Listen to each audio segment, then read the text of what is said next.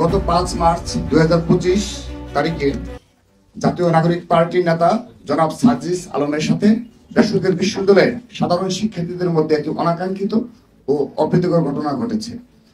দেশের যে কোনো জায়গায় কোনো অপ্রীতিকর ঘটনা ঘটলেই উদ্দেশ্য প্রণোদিতভাবে বাংলাদেশ জাতীয়তাবাদী ছাত্র দলের নাম জড়ানোর একটি দুরভিসন্ধিমূলক প্রবণতা আমরা লক্ষ্য করছি। বিষয়টি অত্যন্ত উদ্বেগজনক। নর্থ সাউথ বিশ্ববিদ্যালয়ে সংগঠিত ঘটনার প্রকৃত বৃত্তান্ত এই যে বুধবার রাত 10টার পরে সার্জিস আলম তার কর্মী সমর্থকদের নিয়ে বসুন্ধরা এলাকার ঘাটপাড় থেকে নর্থ সাউথ বিশ্ববিদ্যালয়ের 8 নম্বর গেটের দিকে আসেন। এই সময়ে 8 নম্বর গেটে নর্থ সাউথ বিশ্ববিদ্যালয়ের শিক্ষার্থীরা আড্ডারত ছিলেন। গেটের সামনে সার্জিস আলমের উপস্থিতি দেখে বেসরকারি বিশ্ববিদ্যালয়ের ছাত্ররা সার্জিস আলমকে উদ্দেশ্য করে দাবি সিন্ডিকেট ভেঙে দাও, গুড়িয়ে দাও স্লোগান দেয়।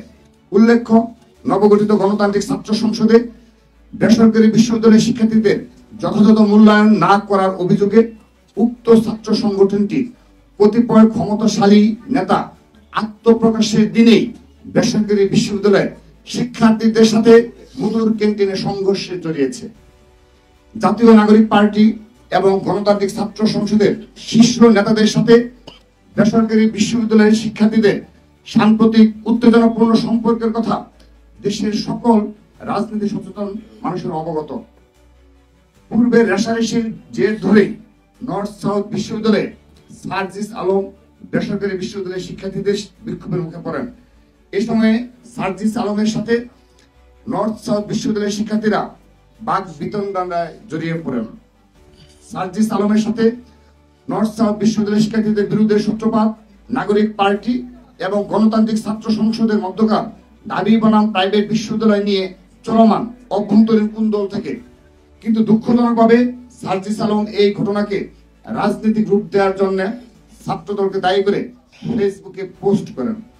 তার দাবি সম্পূর্ণ ভিত্তিহীন ও সার্জিস আলম তার পোস্টে নর্থ সাউথ বিশ্ববিদ্যালয়ের শিক্ষার্থীদের সন্ত্রাসী, দুষ্কৃতিকারী এবং টুকাই হিসাবে উল্লেখ করে নর্থ সাউথ বিশ্ববিদ্যালয় সহ দেশের সকল শিক্ষা প্রতিষ্ঠানের শিক্ষার্থীদের অপমান করেছেন। আমরা তার এই উদ্ধতপূর্ণ ও বিদ্বেষমূলক বক্তব্যের তীব্র নিন্দা জানাই। সার্জিস আলমের বক্তব্যে জুলাই আগস্টের গণ অভ্যুত্থানে বেসরকারি বিশ্ববিদ্যালয়ের শিক্ষার্থীদের নজিরবিহীন ত্যাগকে মর্যাদা হানি করা হয়েছে। আমরা তার এই বক্তব্য প্রত্যাহার করার দাবি জানাচ্ছি। উল্লেখ্য, ঘটনাস্থলে বাংলাদেশ জাতীয়তাবাদী ছাত্র দলের কোনো সাংগঠনিক কার্যক্রম ছিল না সেদিন। নর্থ সাউথ বিশ্ববিদ্যালয়ের ছাত্র দলের নেতাকর্মীরাও ঘটনাস্থলে ছিল না। সার্জিস আলমের সাথে ছাত্র দলের কোনো বিরোধ হয়নি। তবে উল্টো সার্জিস আলমের শোডাউনে নিষিদ্ধ ঘোষিত ছাত্রলীগের চিহ্নিত সন্ত্রাসী এবং জুলাই আগস্টের গণহত্যার আসামিদেরকে দেখা গেছে। এভাবে জাতীয় নাগরিক পার্টি ও তাদের ছাত্র সংগঠনে নিষিদ্ধ ছাত্রলীগের পুনর্বাসন নেতাকর্মীদের পুনর্বাসন হচ্ছে। আমরা নিষিদ্ধ সংগঠনের নেতাকর্মীদের পুনর্বাসনের নিন্দা জানাচ্ছি।